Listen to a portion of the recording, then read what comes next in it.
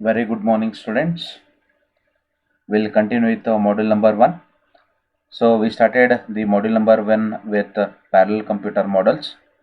So under this topic, we came across the computer generation, then elements of modern computers, then evolution of computer architecture. So in this video lecture, we'll see the system attributes to performance. The attributes to performance.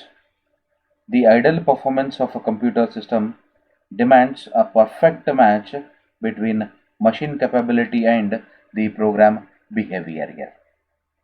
So machine capability can be enhanced with better hardware technology, innovative architectural features, and efficient resources management.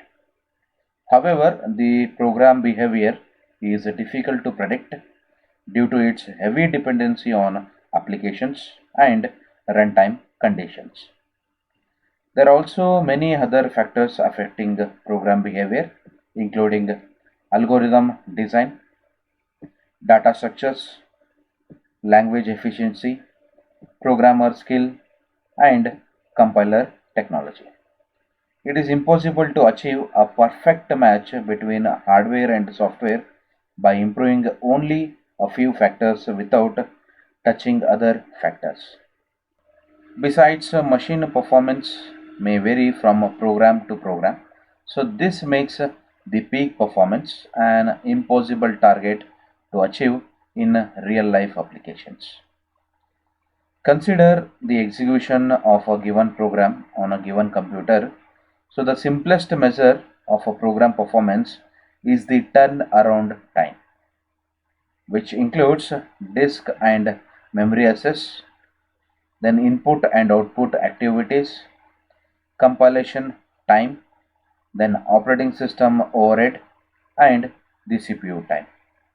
In order to shorten the turnaround time, one must reduce all these time factors here. In a multi-programmed computer, the input, output, and system overheads of a given program may overlap with the CPU times required in other programs.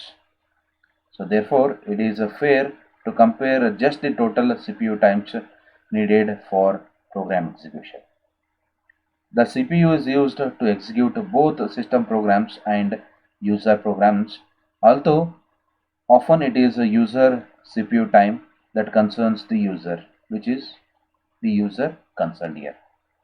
Now coming to the clock rate and that is a CPI, the cycles per instruction. The CPU of today's digital computer is driven by a clock which is a constant cycle time t. The inverse of a cycle time is the clock rate, that is f is equal to 1 by t, and the size of a program is determined by its instruction count, that is IC, in terms of a number of machine instruction to be executed in the program. A different machine instruction may require a different number of clock cycles to execute. Therefore, the cycles per instruction, that is a CPI, becomes an important parameter for measuring the time needed to execute each instruction. Now coming to the performance factors, let IC, that is instruction count, be the number of instructions in a given program or the instruction count. The CPU time t in seconds per program needed to execute the program is estimated by finding the product of three contributing factors. So the time t, CPU time t, can be given as the instruction count into the cycles per instruction into the cycle time, that is small t. Usually a memory cycle is k times the processor cycle t. Therefore, we can rewrite the above equation as t is equal to instruction count into p plus m into k, where p is the number of processor cycles needed for the instruction decode and execution.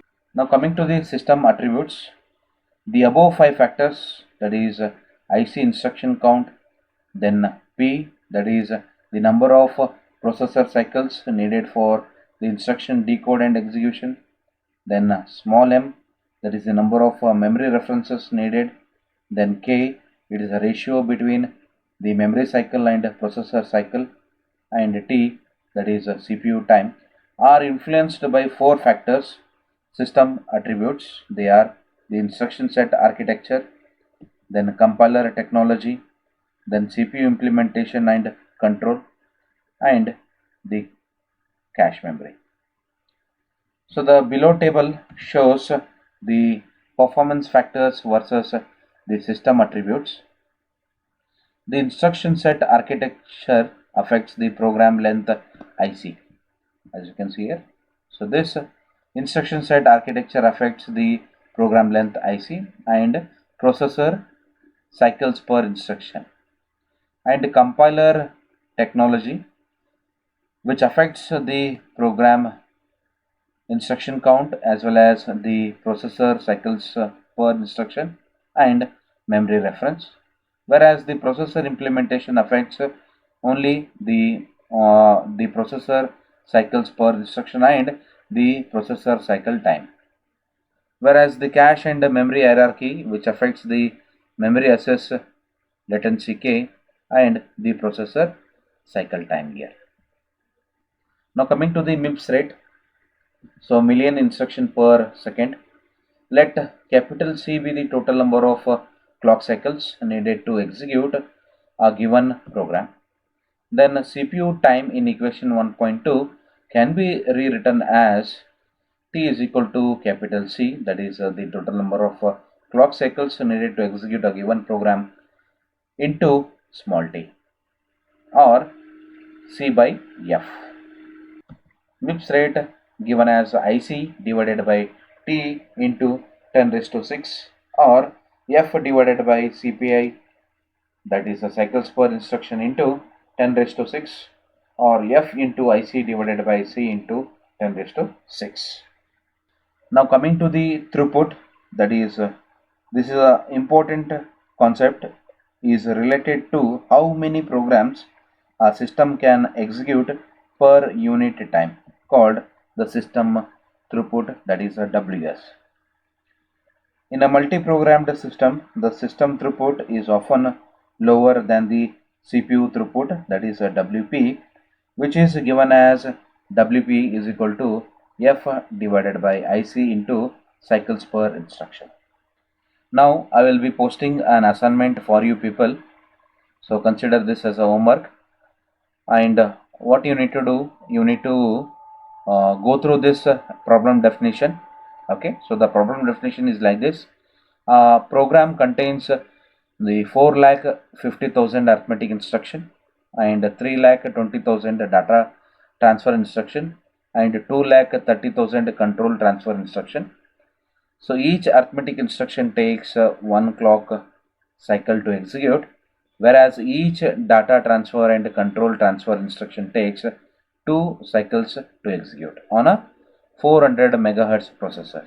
Now you need to determine the effective number of cycles per instruction, that is you need to calculate the CPI, and instruction execution rate, that is the MIPS rate, and execution time for this program.